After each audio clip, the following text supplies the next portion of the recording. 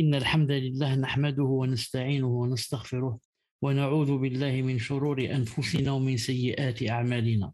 من يهده الله فلا مضل له ومن يضلله فلا هادي له، وأشهد أن لا إله إلا الله وحده لا شريك له، وأشهد أن محمدا صلى الله عليه وسلم عبده ورسوله.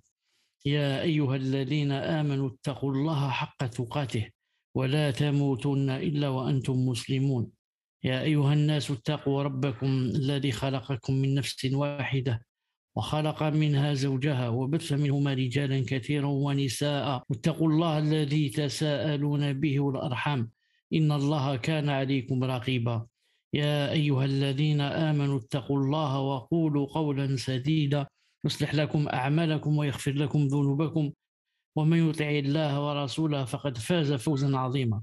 ألا إن أصدق الكلام كلام الله، وخير الهدي هدي محمد صلى الله عليه وسلم، وشر الأمور محدثاتها، وكل محدثة بدعة، وكل بدعة ضلالة، وكل ضلالة في النار. حياكم الله جميعا. تفضل الأخ سامر. نعم، بسم الله والحمد لله والصلاة والسلام على رسول الله. Marhaban bikoum, bienvenue à vous en ce dimanche 1er Dhul Hijjah 1442 de l'Hégire, correspondant au 11 juillet 2021. Pour ce cours de notre cheikh Abu Abdillah Mohamed Chalabi, Hafidhahullah Ta'ala, sur les mérites des 10 jours de Dhul Hijjah. Donc on va parler, Inch'Allah Ta'ala, des mérites des 10 jours de Dhul Hijjah, puisqu'ils ont commencé aujourd'hui, bi'idhnillahi ta'ala. Et on va parler aussi dans le deuxième volet, quelles sont les œuvres aussi méritoires qu'il est bien de faire pendant ces 10 jours, bi'idhnillahi ta'ala. Naam. Il a été authentiquement rapporté concernant le mérite des 10 jours, le hadith d'Ibn Abbas, radiyallahu anhuma, qui a dit: le messager d'Allah, sallallahu alayhi wa sallam, a dit: il n'y a pas de jour où la bonne œuvre est plus aimée auprès d'Allah que ces 10 jours.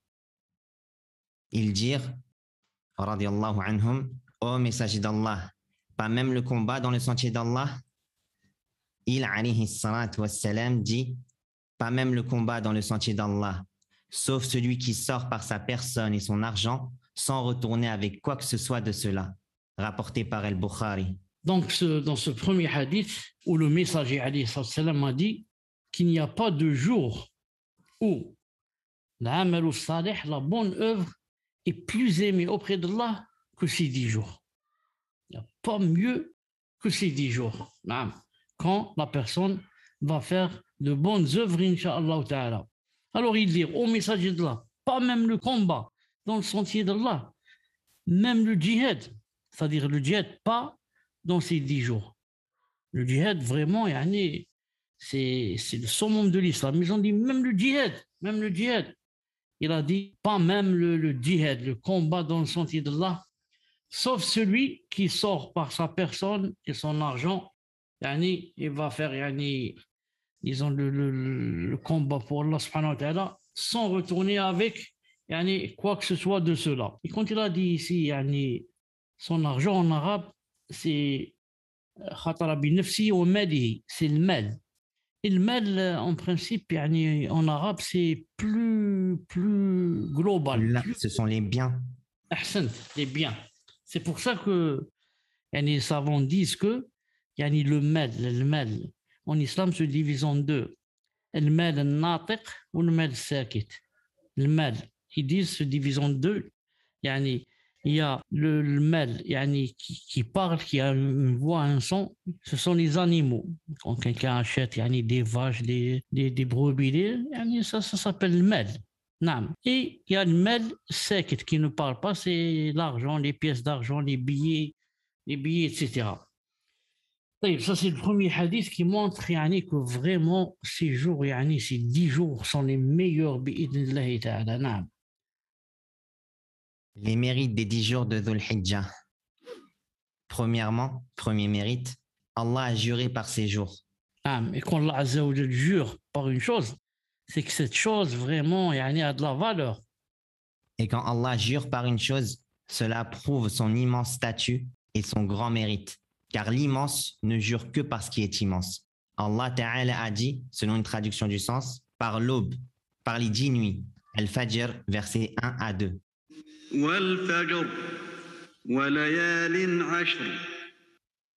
Les 10 nuits sont les 10 de Dhul Hijjah. C'est l'avis de la majorité des exégètes. Donc Allah Azza wa Jalla a juré par quoi? Par l'aube et aussi par les 10 nuits. Ce qui prouve que les 10 nuits ont vraiment un statut vraiment élevé. Et les 10 nuits, d'après la plupart des mufassirin, Ibn Kathir, Tabari, tous les autres, ils disent, Allah Ta'ala entend par là les 10 jours de Dhul Hijjah. Ibn Kathir, rahimahullah, a dit dans son tafsir, c'est l'avis authentique. C'est-à-dire que même s'il y a divergence et que certains ont dit les 10 nuits, ce ne sont pas les 10 nuits de Dhul Hijjah, l'avis authentique, c'est que ce sont les 10 jours de Dhul Hijjah. Deuxième mérite, ils contiennent le jour où la religion a été complétée et où le bienfait a été parachevé. Un juif dit à Omar, radiyallahu anhu, vous lisez un verset, s'il était descendu sur nous, nous aurions pris le jour de sa descente comme fête. Omar répondit, certes, je sais quand il a été descendu et où il est descendu et où le messager d'Allah alayhi salatu wassalam était. Il a été descendu le jour de Arafat et nous étions par Allah à Arafat. Sofiane dit, et je doute était-ce un vendredi ou non. Non. Donc, ils contiennent, ces 10 jours contiennent le jour de Arafat. Et pendant Arafat, Allah Ta'ala a fait descendre le verset comme quoi il avait parachevé la religion. نعم اليوم أكملت لكم دينكم وأتممت عليكم نعمتي ورضيت لكم الإسلام دينا. Troisième mérite, ce sont les jours fixés pendant lesquels Allah a légiféré de l'évoquer. Allah Ta'ala a dit, selon une traduction du sens, et d'invoquer le nom d'Allah au jour fixé lors du sacrifice des offrandes qu'Allah leur a accordées. Al-Hajj, verset 28. أيام معلومات على ما رزقهم من بهيمة الأنعام. Et la majorité des savants considèrent que les jours fixés sont les 10 de Dhul Hijjah. Parmi eux, Ibn Umar et Ibn Abbas, radiyallahu anhum, voir le tafsir Ibn Kathir. Donc, parmi les mérites, c'est que ce sont les jours fixés, fixés, qui ont été cités dans le Coran, comme quoi ce sont des jours fixés où c'est bien d'évoquer Allah subhanahu wa ta'ala, d'évoquer Allah subhanahu wa ta'ala, comme a dit Allah ta'ala, ma'loumat. Quatrième mérite, le messager d'Allah sallallahu alayhi wa sallam a témoigné pour ces jours que ce sont les meilleurs jours de ce bas monde. D'après Jabir, radiyallahu anhu, le messager d'Allah alayhi salatu wa sallam a dit, les meilleurs jours de la vie d'ici-bas sont les 10 jours de Dhul Hijjah.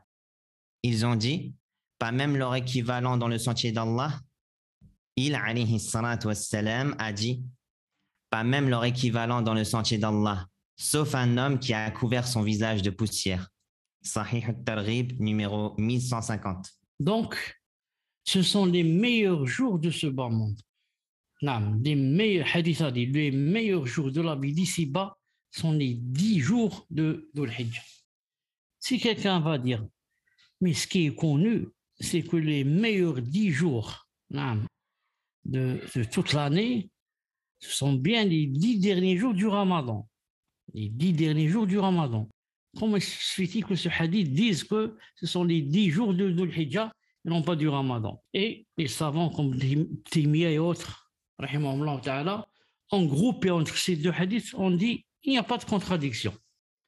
Si on va voir les jours, c'est-à-dire la journée, les meilleurs jours de la vie d'ici-bas sont les 10 jours de Dhul Hijjah. Si on va voir les veillées, les nuits, les 10 derniers jours du Ramadan sont les meilleurs. Donc il n'y a pas de contradiction. Et toujours ici, quand il a dit ça, sallallahu alayhi wa sallam, les sahaba sont toujours étonnés. Ils disent pas même leur équivalent dans le sentier d'Allah, même celui qui va au djihad. Il a dit il a dit sauf un homme qui a couvert son visage de poussière. Un homme qui a couvert son visage de poussière. Samir, qu'est-ce que tu comprends par il a couvert son visage de poussière? Et si tu ne sais pas, dis-le. Je pense que c'est parce qu'il est mort au djihad. Ah, et Kamal? Dans la bataille, la poussière, elle se soulève, et donc en combattant, son visage se remplit de poussière. Et s'il combat sur du goudron, il n'y a pas de poussière. Il n'y a pas de poussière. Oui, c'est comme a dit Samir, yani, il veut dire ici, sauf quelqu'un qui part pour le djihad, il ne revient pas, il meurt. Et quand il meurt, il est obligé que si on va l'enterrer, yani, son visage va être rempli de poussière. Non. Donc, yani, c'est dire, c'est quoi yani, les mérites de ces 10 jours, dont le premier jour, c'est aujourd'hui, bi'idhnillahi ta'ala. On va avoir d'autres mérites, Inch'Allah. Cinquièmement, il s'y trouve le jour de Arafat. Non. Le jour de Arafat est le jour majeur du pèlerinage, ainsi que le jour du pardon des péchés. D'après Abu Qatada, radiallahu anhu, qu'Allah l'agrée, que le prophète alayhi salatu wassalam a été interrogé concernant le jeûne du jour de Arafat.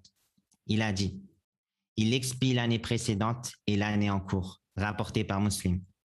Masha'Allah, c'est-à-dire celui qui jeûne à Arafat, il lui expie 2 années, celle passée et celle yani, qui est en cours, bi'idhnillah azza wa jal. Naam. وعن عائشة أن رسول الله صلى الله عليه وسلم قال ما من يوم أكثر من أن يعتق الله فيه عبدا من النار من يوم عرفة وإنه ليدنو ثم يباهي بهم الملائكة فيقول ما أراد هؤلاء رواه مسلم.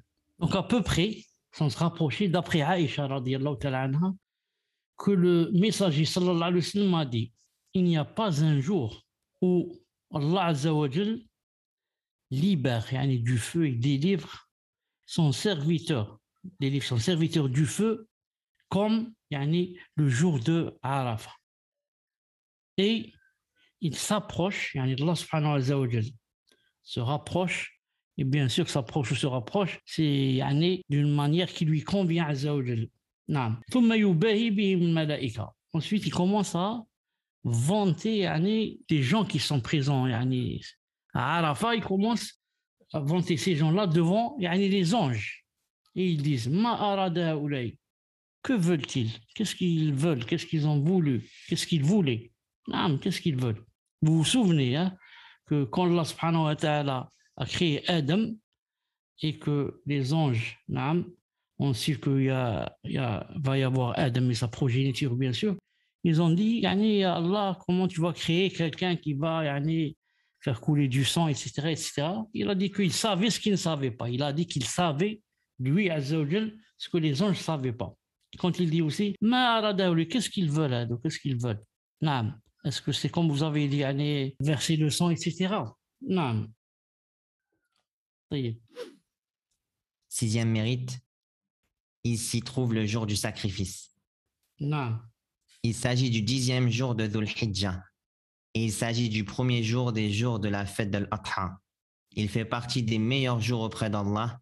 Le prophète alayhi salatu wassalam a dit, certes, les plus grands jours auprès d'Allah sont le jour du sacrifice, puis le jour d'Al-Qarr. Donc parmi ces 10 jours, il y a aussi quoi?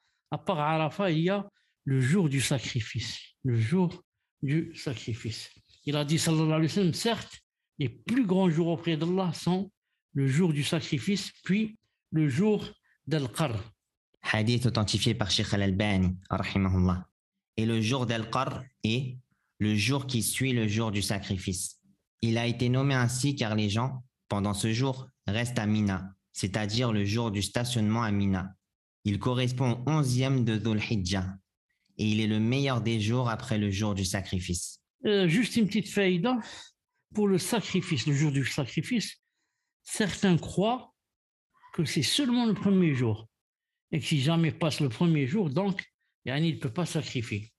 Alors que c'est permis pendant yani, le deuxième aussi et le troisième aussi. C'est permis de sacrifier. Si quelqu'un n'a pas acheté le mouton, par exemple, jusqu'au deuxième jour, il peut sacrifier. Jusqu'au troisième jour, il peut l'acheter et sacrifier. Ça, c'est juste une faïda pour ceux qui croient que celui qui n'a pas sacrifié le premier jour, il va plus sacrifier, même s'il a pu avoir de l'argent le deuxième jour ou le troisième. Donc, il a dit, les meilleurs jours, ce sont le jour du sacrifice, puis le jour d'Al-Qarr. et le jour d'Al-Qar, le jour qui suit le jour du sacrifice. Non, ce sont les meilleurs jours aussi qui sont contenus dans les 10 jours. Septièmement, il y a le regroupement des adorations principales à son occasion. Le Hafid ibn Hajar a dit dans Fath al-Bari, ce qui apparaît, c'est que la cause qui amène les 10 jours de Dhul Hijjah à se distinguer, c'est ce qui s'y trouve comme regroupement des adorations principales, comme la prière, le jeûne, l'aumône et le pèlerinage. Et cela ne se trouve nulle part ailleurs. Volume 2, page 534.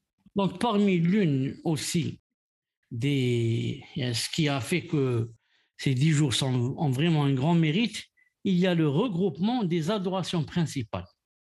Il y a la prière, bien sûr, pendant ces jours, comme dans tous les jours. Ensuite, il y a le jeûne, non, pour celui qui veut jeûner les 9 jours. Il y a l'aumône, parce que c'est bien de faire l'aumône. Il y a le pèlerinage. Et tout ceci, il y a Arafat, non, et ceci ne se trouve nulle part ailleurs. Nulle part. Ça s'écrit avec T, ça. Nulle part ailleurs. Je viens de remarquer. Allez. Les œuvres recommandées durant les 10 jours de Dhul Hijjah. Premièrement, le repentir, l'arrêt des désobéissances et de tous les péchés. Et maintenant, nous sommes dans les 10 jours de Dhul Hijjah. C'est le premier jour aujourd'hui. On a vu que ça avait beaucoup de mérite. Mais qu'est-ce qu'il est demandé de faire pendant ces jours? Premièrement, le repentir, tauba. La personne qu'elle regrette, les désobéissances qu'elle a faites, les péchés, tout ceci bien sûr avec son cœur qu'elle regrette, et aussi avec sa langue qu'elle demande pardon, qu'elle demande qu'Allah subhanahu wa ta'ala efface les péchés. Ensuite, l'arrêt des désobéissances, car il n'y a pas de repentir si en même temps on est dans la désobéissance. Donc l'arrêt des désobéissances et de tous les péchés bi'idhnillahi ta'ala. En effet, les désobéissances sont la cause de l'éloignement et du repoussement, tandis que les actes d'obéissance sont les causes du rapprochement et de l'affection. Dans le hadith, d'après Abu Huraira, radiyallahu anhu, le prophète alayhi salatu wassalam a dit « Certes, Allah est jaloux, et certes, le croyant est jaloux. La jalousie d'Allah se manifeste lorsque le croyant fait ce qu'il lui a interdit. » Rapporté par Al-Bukhari et Muslim. En effet, les désobéissances éloignent la personne d'Allah subhanahu wa ta'ala, le serviteur. Tandis que les actes d'obéissance rapprochent. Vous vous souvenez le hadith? ما من شيء أحب إلي مما افترضته على عبدي وما زاد عبدي يتقرب إلي بالنوافل حتى أحبه. Il n'y a pas une chose que j'aime, comme ce que j'ai enjoint à mon serviteur de faire, et mon serviteur ne cesse de se rapprocher de moi en faisant les nawafil jusqu'à ce que je l'aime. Donc plus la personne fait des choses que Allah Ta'ala aime, plus il se rapproche de Allah Azza wa Jal. Plus il fait des choses qui sont des péchés, plus il s'éloigne de Allah Azza wa Jal. Et le hadith du prophète, qu'est-ce qu'il a dit? Il a dit, certes, Allah Azza wa Jal est jaloux. Voilà un attribut d'Allah subhanahu wa ta'ala. Sami', Basir, Wadoud, Ghafour, Rahim. Et parmi les attributs aussi, il descend, il monte, il rit, il est jaloux. Et quelle jalousie? La jalousie comme nous. C'est-à-dire qu'on sent la poitrine serrée, on est énervé, on veut se venger de la personne. Ma'adallah. La jalousie d'Allah se manifeste lorsque le croyant fait ce qu'il lui a interdit. Allah Azza wa Jal aime la personne, elle est masha'Allah, elle fait de l'obéissance, elle prie, elle jeûne, elle ceci. Ensuite, l'aqdar Allah Azza wa Jal, elle va faire zina. Chouf. Alors Allah subhanahu wa ta'ala, il dit subhanallah, la personne était masha'Allah, se rapprochait, faisait des efforts là. Ensuite, elle est allée boire de l'alcool ou fumer de la drogue ou je ne sais pas quoi. Donc Allah subhanahu wa ta'ala est jaloux quand le serviteur désobéit à Allah subhanahu wa ta'ala. Voilà ce que veut dire la jalousie d'Allah subhanahu wa ta'ala. Deuxièmement, la prière. Elle fait partie des œuvres les plus éminentes, les plus importantes et les plus méritoires. C'est pourquoi il est obligatoire aux musulmans de les préserver en leur temps, avec le groupe. Donc la prière pendant ces 10 jours, c'est pas la peine d'en parler, puisque la prière fait partie dans le programme du musulman toujours, que ce soit pendant les 10 jours, ou que ce soit pendant le ramadan, ou n'importe quel jour du mois. Mais en ce mois, sa valeur elle grandit davantage. Et c'est pourquoi il est obligatoire aux musulmans de préserver ses prières en leur temps. Car celui qui ne prie pas en son temps, c'est comme s'il n'a pas prié. Celui qui prie avant le temps, ce n'est pas accepté. Celui qui prie après le temps, ce n'est pas accepté, sauf bien sûr excuse. Il s'est endormi ou il a oublié ou. Avec le groupe, ça c'est pour les hommes. Avec le groupe, ça c'est pour les hommes. Donc, si la prière fait partie, pendant ces 10 jours, des œuvres les plus éminentes et les plus importantes et méritoires, donc la délaisser aussi pendant ces 10 jours, ou en délaisser quelques-unes, c'est vraiment aussi quelque chose de très grave,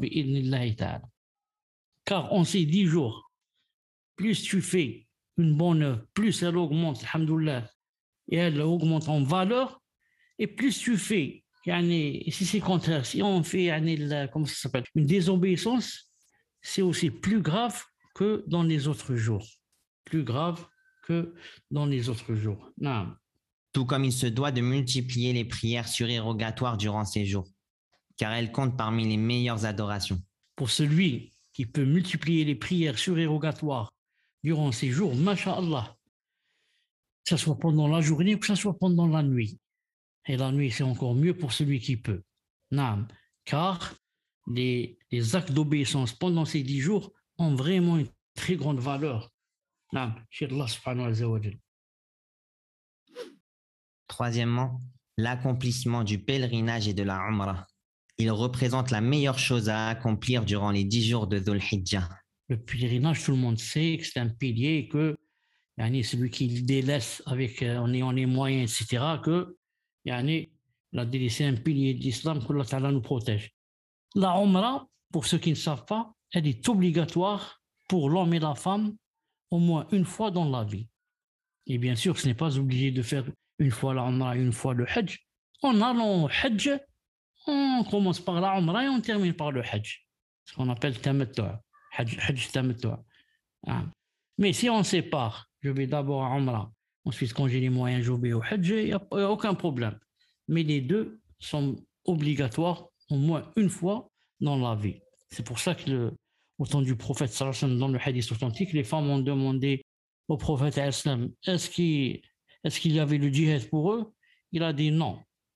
Walakin Umrah. Donc, Umrah, à la place du djihad. Le djihad est obligatoire quand la nuit attaque, etc. Les savants ont dit, donc, la Umrah, à la place du djihad, c'est pour la femme obligatoire, donc pour l'homme par prédominance.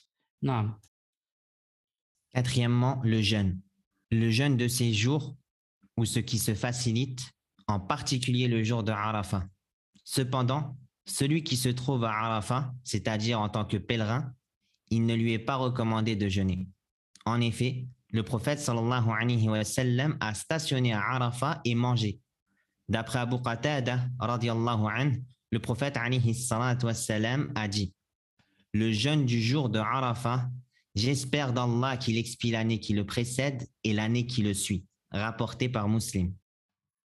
Donc c'est très bien pendant ces 10 jours pour celui qui peut jeûner, s'il peut, ici entre parenthèses, et s'il veut aussi, les 9 jours. Non. Sinon, du mois Arafat. Non.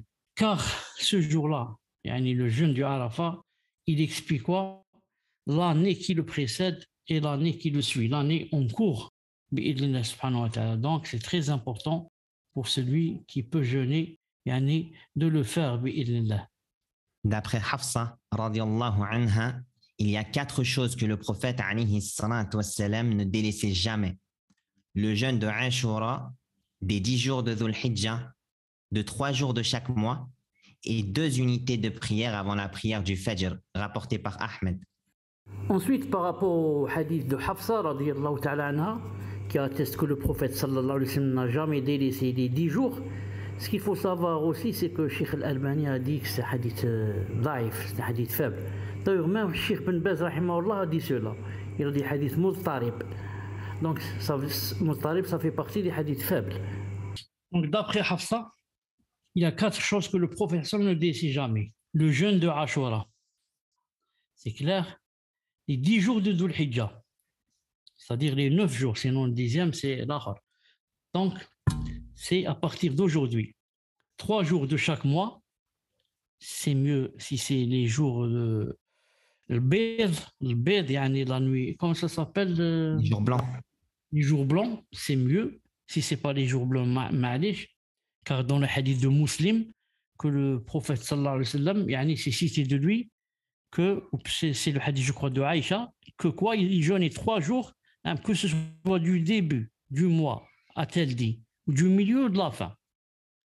La meilleure des choses serait de les faire concorder avec les jours blancs, 13, 14, 15 en arabe. Mais si ça ne marche pas, ma'alish, 3 jours pendant le mois, que ce soit un au début, un au milieu, à la fin, 3 au début, ou la 3 à la fin, ou la muhim. Donc, et 2 unités de prière avant la prière du Fajr. La prière du Fajr ici, c'est-à-dire la prière du Subh. Donc, il parle de la sunna du Fajr. Mais ici, il y a un problème, c'est qu'il y a un hadith authentique de Aïcha, où elle a dit que le prophète, sallallahu alayhi wa sallam, je crois que je l'ai le hadith, voilà, elle a dit « Ma ra'aytu » je n'ai jamais vu, parce qu'elle a dit « Qatt » à la fin, je n'ai jamais vu le messager, sallallahu alayhi wa sallam, jeûner, ou là en état de jeûne, pendant les 10 jours. « Ma ra'aytu Rasulallah sallallahu alayhi wa sallam sa'iman qatt al-ashr » sa'iman al-ashr qatt. Donc, Aïcha radiyallahu ta'ala anha dit qu'elle n'a jamais vu le prophète sallallahu alayhi wa sallam en état de jeûne pendant les 10 jours. Et Hafsa dit, il y a 4 choses que le prophète ne délaissait jamais, entre autres les 10 jours de Dhul Hijjah. Donc on va dire, qui on va croire? Si Aïcha par exemple était connue que c'est une sahabia, etc., et que Hafsa, on ne connaît pas c'est qui ou là, on va dire, on ne va pas prendre l'avis de Hafsa qu'on ne connaît pas et on va délaisser l'avis de Aïcha. Mais ce sont 2 grandes sahabiyettes, 2 épouses du prophète sallallahu alayhi wa sallam. Aïcha, fille de Abu Bakr, Hafsa, fille de Omar ibn Khattab radiyallahu ta'ala. Hafsa, vous connaissez, là, quand le prophète l'a divorcé, Allah ta'ala a envoyé du blé, il lui a dit, dis-lui de la reprendre. Parce qu'elle jeûne et elle prie la nuit. Subhanallah, voilà pourquoi je demande qu'elle revienne. Subhanallah al-Muhim. Donc, Aïcha dit, il n'a jamais jeûné les 10 jours, je ne l'ai jamais vu. Hafsa a dit, il ne les a jamais délaissés. Les savants disent, pour grouper entre les 2 hadiths, on va dire que Aïcha, ce qu'a dit, elle a dit d'après sa connaissance. Elle n'a jamais vu le prophète sallallahu alayhi wa sallam jeûner.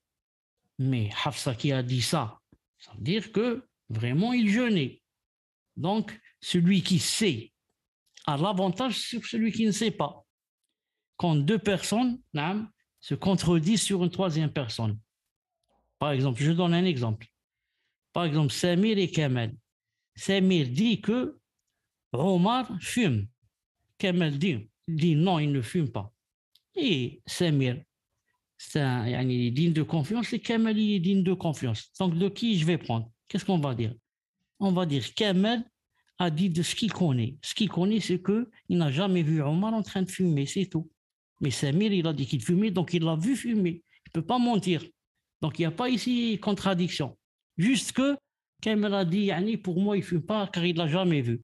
Et Samir l'a vu en train de fumer. Il a dit, je l'ai vu fumer. La même chose ici. On dit, Aïcha n'a jamais vu le prophète pour elle, jeûner, parce que déjà le prophète, c'est pas obligé qu'il dise que je suis en état de jeûne. Peut-être qu'il jeûnait et elle ne savait pas. Et Cheikh Ben Baz a dit, peut-être aussi qu'elle a oublié. Peut-être qu'elle savait, ensuite elle a oublié. Non.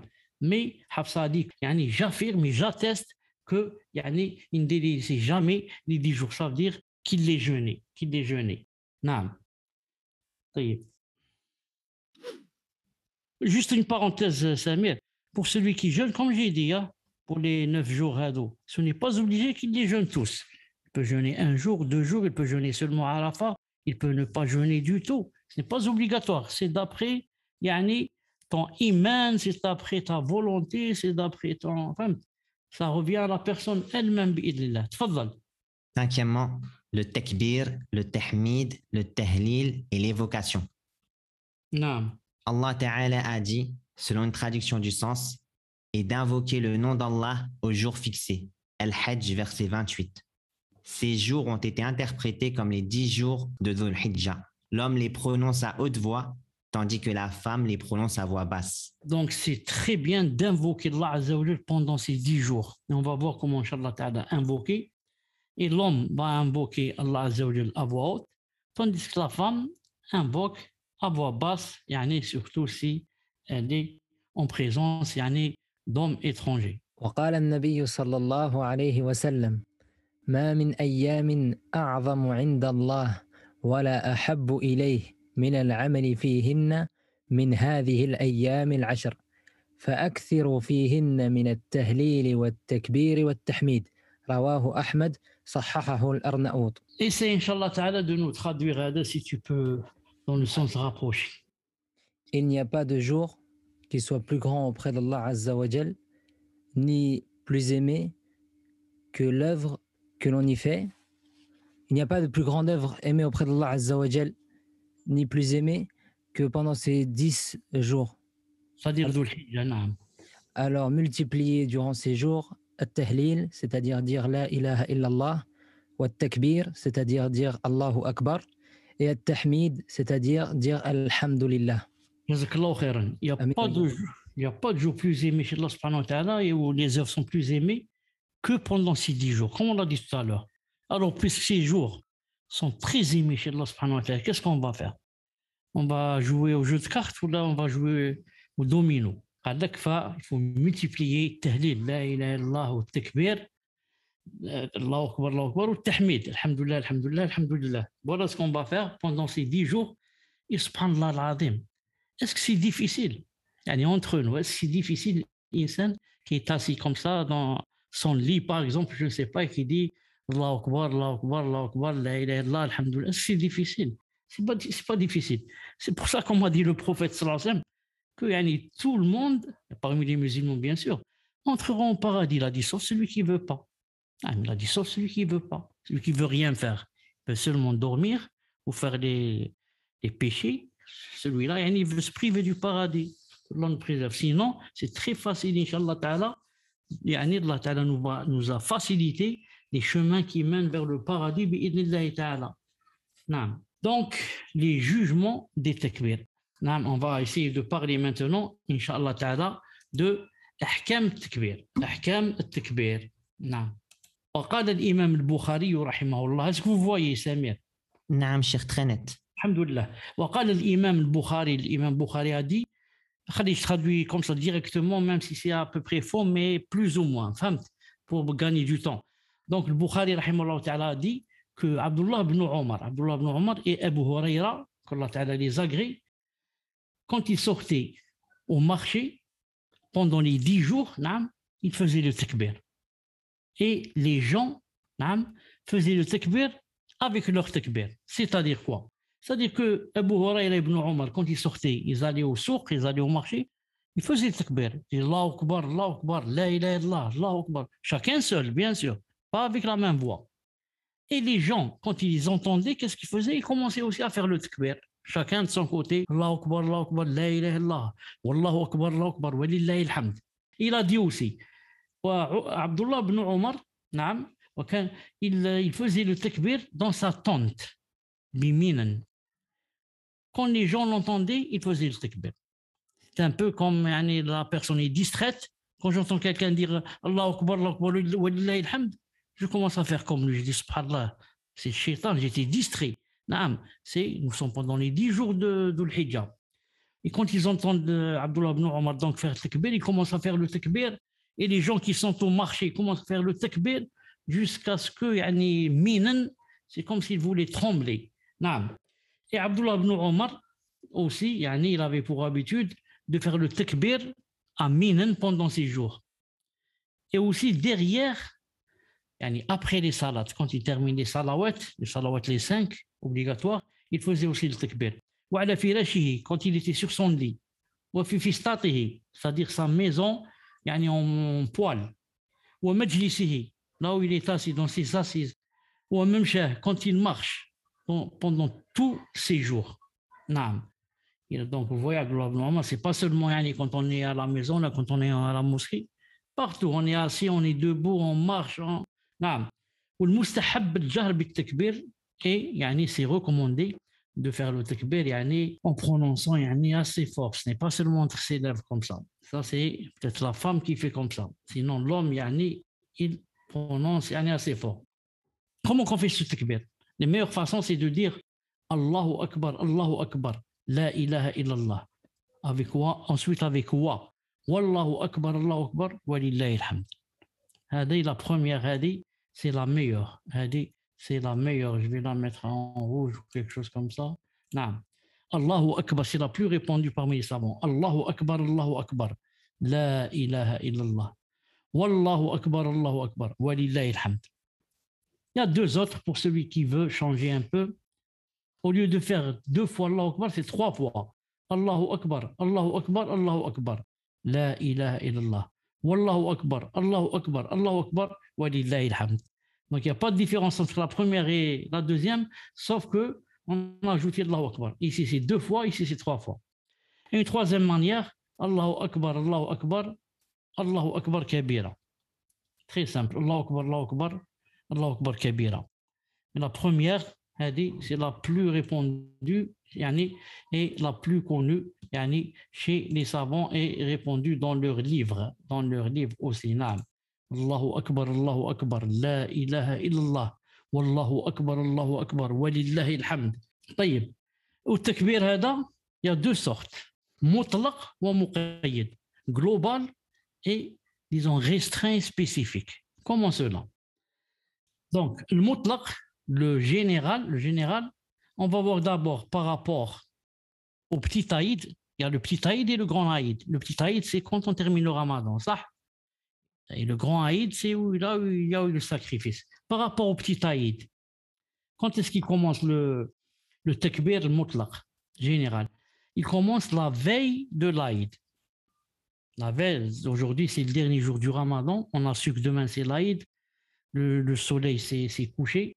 Alors on commence. Allahu Akbar, la ilaha illallah, wallahu Akbar, wa lillahi alhamd. Ça, c'est par rapport au petit Aïd. Par rapport au grand Aïd, sacrifice, où il y a le sacrifice, il commence depuis la rentrée du mois de Dhul Hijjah. Comme nous, on a commencé aujourd'hui, jusqu'à le dernier jour de Ayyam Tashriq. Ayyam Tashriq, c'est les 3 jours après l'Aïd. 3 jours après l'Aïd. Donc il commence aujourd'hui et il se termine le 4e jour de l'Aïd, c'est-à-dire 3 jours après l'Aïd. Ça, c'est par rapport à quoi? Par rapport au takbir général, le fait de le dire partout. C'est pour ça qu'il s'appelle général. Là où je suis, dans la rue, dans la voiture, dans la cuisine, je dis Allahu Akbar, la ilaha illallah, wallahu Akbar, wa lillahi alhamd. Ça, mutlaq, ça veut dire on le dit partout. Maintenant, restreint, qui a spécifique. Quand est-ce qu'il commence? يبدأ من صلاة الفجر يوم عرفة, il commence après la salat du matin, le jour de Arafat, la sabah, ila asr, jusqu'au asr du dernier jour de Ayyam Tashriq, c'est-à-dire 3 jours après l'Aïd. Celui-là, il commence du Fajr, du jour de Arafat, jusqu'au Asr, après avoir prié l'Asr, de dernier jour de Ayyam Tashriq, c'est-à-dire 3 jours après l'Aïd. Et celui-là, c'est quoi la différence entre le premier et celui-là? Celui-là, il est muqayyad, c'est-à-dire on peut le faire aussi après les salats. À chaque fois qu'on termine la salat, on prie le subh, on dit. On prie le dhuhr, on dit. On prie le maghrib, on dit. Ça, d'après la plupart des savants. Mais comme a dit Cheikh Ibn Uthaymin rahimahullah ta'ala, celui qui veut dire Allahu Akbar, la ilaha illallah, Allahu Akbar, wa lillahi alhamd, il veut le dire après les salawats, il y a 2 conditions. La première, qu'il le dit seul, c'est pas en groupe. C'est pas à 5 ou là 10 ou là 2, on dit avec la même voix. Non, chacun seul. Chacun de son côté, seul. C'est la première condition. La deuxième condition, dit Cheikh Ben Othaymin. Bon, allez, Cheikh Ben Othaymin ne la met pas comme condition, mais il dit c'est mieux. Il dit ce n'est pas directement après avoir fait le tislim. C'est pas salam alaikum, et il commence Allahu Akbar, Allahu Akbar. Non, il a dit il fait le tasbih d'abord. Subhanallah. Et yani l'adhkar. Salam alaikum, salam. Salam, minka salam, tabarak ya al-jalal wal-ikram. Et toutes les autres adhkar. Ensuite, subhanallah, subhanallah, alhamdulillah, alhamdulillah, Allahu Akbar, 30 fois. Ensuite, il qara ayatul kursi, qara qul huwa Allah, qul a'udhu bi rabbil falaq, qul a'udhu bi rabbin nas. Ensuite, qu'est-ce qu'il fait? Ensuite, il fait le takbir. هذا تاع الله أكبر الله أكبر لا إله إلا الله الله أكبر الله أكبر ولله الحمد. Donc ce n'est pas comme dans la plupart des mosquées, ils disent ça directement après le tslim, wahda, c'est la première faute. Et deuxième faute, yani tous à la fois, toute la mosquée, avec yani une seule voix. Ça rentre dans la bid'a pour la plupart des savants. La plupart des savants disent ça c'est bid'a, ça c'est bid'a. Naam. Sixièmement, la multitude des bonnes actions. La multitude des bonnes actions. Naam. Les adorations surérogatoires comme la prière, l'aumône, le djihad, la lecture du Coran, ordonner le bien et interdire le mal et autres que cela. Elles comptent parmi les œuvres dont la récompense est multipliée durant ces jours. Ainsi, l'œuvre qu'on fait durant ces jours, même si elle est moins méritoire qu'une autre, elle devient meilleure et davantage préférée auprès d'Allah qu'une œuvre faite en dehors de ces jours, même si elle est en temps normal plus méritoire qu'une autre. Même le djihad qui fait partie des meilleures œuvres, excepté celui dont on a versé le sang après avoir coupé les pattes de son cheval. Naam. Pendant ce mois, il y a 1001, alhamdoulilah, 1001 yani, chemins naam, pour arriver à satisfaire Allah subhanahu wa ta'ala. Donc il y a beaucoup de toroq yani, pour faire yani, des obéissances. Non, il y a la prière, il y a l'aumône, il y a le djihad. Il va dire quelqu'un, oui, le djihad. Il y a le djihad al-nafs. Fais le djihad à ton nafs. Naam. Pour qu'elle ne fasse pas ceci, pour qu'elle ne fasse pas cela, pour qu'elle fasse ce qui est yani, recommandé, comme ça. La lecture du Coran, ordonner le bien, interdire le mal. Naam. Il y a aussi même, bon ça n'a pas été cité ici, il y a même yani, ne pas faire le mal, s'arrêter de faire le mal avec la niya, tu as Inch'Allah ta'ala yani, des récompenses. La personne, quand elle ne fait pas le mal, ne fait pas le haram avec une niya, elle a le récompense Inch'Allah ta'ala. Vous connaissez le hadith du prophète sallallahu alayhi wa sallam quand il a dit en ce sens, c'est le hadith authentique, il a dit aux sahaba que yani, le fait de s'approcher yani, des épouses, ça a donné un ajr. Ils se sont étonnés. Ils ont dit, subhanallah, yani, même dans l'appareil génital, yani, il y a un ajr. Qu'est-ce qu'il leur a dit sallallahu alayhi wa sallam? Il leur a dit, et si vous allez le mettre dans le haram, c'est-à-dire quelqu'un va faire zina, il va avoir des péchés ou il ne va pas avoir? Ils ont dit, il va avoir. Il a dit, vous voyez, donc, yani, le mettre dans le halal, yani, ça donne quoi? Ça donne des ajr. Donc, le fait que la personne ne fasse pas le haram avec l'intention que c'est pour Allah subhanahu wa ta'ala, elle a le ajr. Elle a le ajr bi'idna azza wa jal. Donc, il y a plein de choses à faire pendant ces 10 jours. Yani, visiter la famille, aider quelqu'un, faire le dhikr, montrer à quelqu'un un chemin. Yani. Enfin, mille et une choses. Ça ne peut pas se compter. Ça ne peut pas se compter. Non. Sauf celui qui ne veut pas faire. Septièmement, l'immolation. L'immolation est légiférée le jour du sacrifice, qui est le premier des jours de l'Aïd, ainsi que les jours de Tashriq, les deuxième, troisième et quatrième jours de l'Aïd. C'est la sunnah de notre père Ibrahim, alayhi salatu wassalam, lorsqu'Allah donna pour rançon de son fils une immolation généreuse. Et il a certes été rapporté d'Anas, radiallahu anhu, qu'il a dit: le prophète sallallahu alayhi wa sallam a immolé 2 béliers blancs avec des taches noires et cornues. Il prononça le nom d'Allah en disant Bismillah. Il proclama sa grandeur en disant Allahu Akbar et il posa son pied sur le côté de leur cou. Muttafaqun alayh, rapporté par Al-Bukhari et Muslim. Ce qui est très important aussi pendant ces 10 jours, c'est yani tadhiya, bil udhiya. Donc l'immolation. Non. Et comme vous voyez ici, qu'elle est légiférée le jour du sacrifice, mais aussi les jours de Tashriq, c'est-à-dire aussi le deuxième, troisième et quatrième jour, même que voire quatrième. Non. C'est la sunna de notre frère Ibrahim alayhi salam. Non. Et le prophète a immolé 2 béliers. Et bien sûr, pour nous, un seul suffit, car lui, il a montré alayhi salam que le deuxième, c'était pour la Ummah, celui qui d'entre nous ne pouvait pas immoler. Non. Il a dit blanc avec des taches noires. C'est peut-être un peu difficile à le trouver, mais si quelqu'un le trouve, Allah barak. Par contre, celui qui est noir, ou là, il a la tête noire, ou là, toute noire, ça fait des machakil pour le manger. Hein. D'après ce que dit mon épouse, elle dit que c'est difficile. Il a un autre goût. Un autre goût. Il a dit, il prononça le don là, Bismillah, Allahu Akbar, posa son pied sur le côté de leur cou et il égorgea. En parenthèse, vous savez que la femme, il lui est permis d'égorger aussi.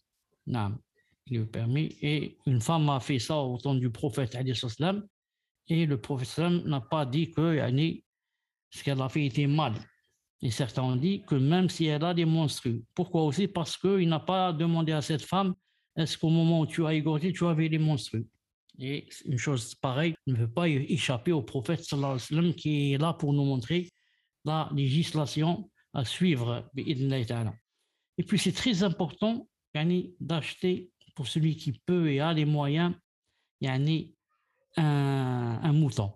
Car le prophète sallallahu alayhi wa sallam a fait même une menace. Il a dit celui qui a les moyens et n'immole pas, ne sacrifie pas, qu'il ne s'approche pas de notre Moussalla, qui ne viennent pas prier avec nous, Salat al-Eid, qu'il reste à la maison.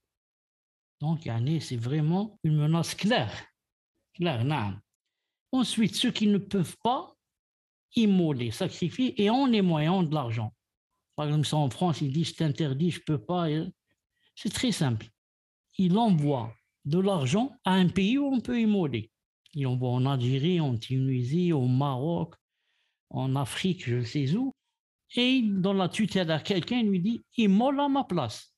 Et les savants ont dit, celui qui va égorger à sa place, même s'il ne dit pas le nom de la personne qui a donné l'argent, il a dit, Allah Ta'ala sait que ce mouton appartient à la personne qui est en France. Donc même s'il l'oublie, il ne dit pas, ou là il dit, je ne vais pas dire, ça ne fait rien. Le Hajj, Inch'Allah Ta'ala, est arrivé.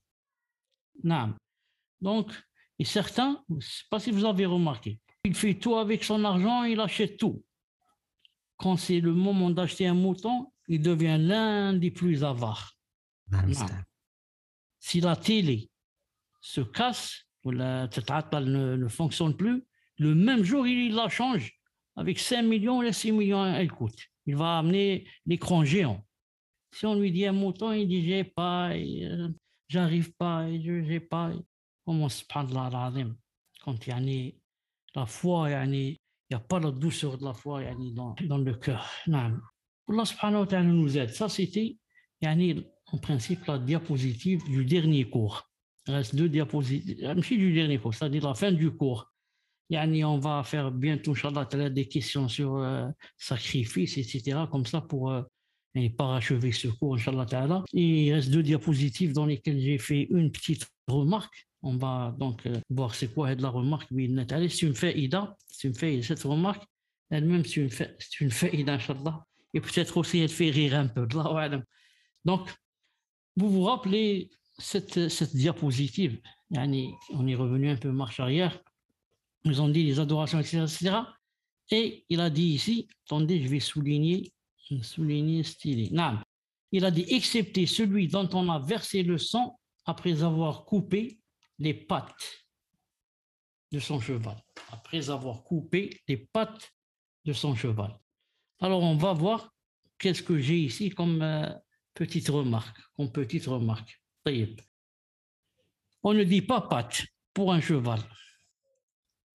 Le cheval est un animal qui sort du lot. Et pour cause, c'est le seul qui n'a pas de pattes, mais bien des jambes. Le cheval a des jambes. D'après le dictionnaire de l'Académie française, La tradition veut qu'on ne parle jamais de la patte d'un cheval, mais de la jambe. Regarde ici. Allah المستعان. Allah المستعان. طلعني Cheikh, il m'a fait peur. Comme ça, vous n'allez pas dire ça, c'est un chien ou là. Non, il y a le hennissement avec lui. C'est comme si le hennissement allait rendre la photo à un cheval. Ce qu'ils ont dit, jambes, dans l'anatomie du cheval. Pourquoi? Maintenant, on va poser une question. Pourquoi les jambes, c'est pas pattes? Pourquoi les chevaux ont-ils des jambes? Non, les chevaux, des jambes et pas de pattes. Les chevaux étaient considérés comme la plus noble des conquêtes de l'homme. La plupart de ses membres et autres portent donc le même nom que ceux attribués pour l'homme à lui-même. Ainsi, les chevaux ont des jambes et non des pattes, un nez et non un museau, une bouche et non une gueule. Et comme ça, ils ont le pied, le fémur, le radius, le cubitus, comme nous. Subhanallah al-azim. Subhanallah. Non. Voilà, Samir, j'ai terminé. بارك الله فيكم الشيخ على هذه الفائدة. Je ne savais pas du tout. Faïda, parce que moi, autrefois, j'avais un cheval. Et Subhanallah. كيش نحكي لكم son histoire, elle va vous faire rire, فهمت؟ كي يكون عندك وقت فكرني نحكي لكم l'histoire du... Inch'Allah. C'est pour ça, Cheikh, la fois précédente, vous m'aviez demandé si un tel avait des chevaux. Ah, tu te rappelles? J'ai compris, maintenant j'ai compris. Ah, voilà. Et j'avais le cheval, c'est-à-dire après la tauba, etc. Pas avant. Donc après être devenu un frère fidèle et la barbe, j'ai acheté personnellement un cheval à moi-même. Ce cheval, il s'est passé avec lui des choses. Des choses. Déjà, quand j'ai envoyé quelqu'un pour l'acheter, sauf pour voir la triche, comme a dit le prophète sallallahu alayhi wa sallam, celui qui nous triche ne fait pas partie de nous. Naam, Cheikh, subhanallah. Quand ils l'ont ramené sur un camion, j'ai envoyé acheter un peu loin, il l'a ramené, ils l'ont fait descendre. Très gentil, très très gentil. Voir tout juste s'il marche. Allah ibarak, mashallah, ce cheval. En fait, c'était quoi? Tu sais c'était quoi ou tu sais pas? C'était un âne. Non, il a henni, puisqu'il y a le hennissement, c'est un cheval. Mouchila, celui qui l'a vendu, c'est vraiment un escroc, un tricheur. Ils lui ont fait boire du vin. Ils l'ont saoulé. Il le laisse assoiffé comme ça. Ensuite, il lui donne ça mélangé avec de l'eau, juste un peu d'eau là. Pour que quoi? Pour qu'il devienne khlas, il ne peut plus marcher, il peut plus. Pourquoi ils font ça? Parce qu'ils savent que ce cheval est très, comment dirais-je, agité. Voilà, très agité, il donne des coups, il donne ceci. Donc, en le saoulant, il devient comme quelqu'un saoul, qui est dans son lit, il ne sait pas ce qui se passe, il dort. Et 3 jours après ou 4, il a commencé à se réveiller. Ah, maintenant, qui va s'approcher de lui? Il a commencé à se réveiller. Il a fallu que je demande à un ami qui connaît ou qui a quelqu'un de sa famille qui est un entraîneur des chevaux. Comment ça s'appelle déjà ça? L'entraîneur. Dresseur. Qui est venu, il a eu aussi des difficultés pour le monter. Comment les gens trichent. Et ensuite, quand j'ai décidé de le vendre, d'ailleurs, il n'est pas resté longtemps chez moi, peut-être 4 mois, 6 mois maximum, quelqu'un qui vient tous les jours. Ya cher, vends-moi le cheval, ya cher, vends-moi le cheval. Pourquoi? Il y a une source d'eau à 3 km de la ville. Mon père, malade, je lui ramène de l'eau avec le cheval, la charrette, vends-moi. Il m'a fait de la peine, son père. Je lui ai vendu. Une semaine après ou un mois, quelqu'un qui connaît bien cette personne me dit, cher, tu sais, le cheval où il est parti? Je dis, non, il est parti ramener de l'eau de la source. il m'a dit, celui auquel tu l'as vendu, c'est un boucher. Il l'a égorgé, il l'a vendu en viande. Et même, il n'a même pas dit aux gens que c'est la viande de cheval. La viande de cheval, c'est halal. Mais lui, il va la vendre, comme quoi c'est la viande de les moutons peut-être. Non. Ça, c'est le cheval de votre frère Chalabi, le cheval. نعم. سبحان نعم. الله. الشيخ تفضل. c'était à Blida. Non, pas Blida. حجود. حجود. نعم. بارك الله فيكم الشيخ. Donc nous avons terminé pour le cours d'aujourd'hui. Avez-vous des choses à dire, à remarquer, à ceci, à cela? Non? Non, à part si on souhaite vous faire un cadeau, on sait quoi vous acheter maintenant, alhamdoulilah. Mais à condition qu'Emel ne le saoule pas. Kamel, c'est normal يا خويا فهمت. سبحانك اللهم وبحمدك اشهد ان لا اله الا انت استغفرك واتوب اليك. السلام عليكم ورحمه الله وبركاته. عليكم السلام ورحمة الله وبركاته. جزاكم الله خيرا. أحسن الله إليكم. امين.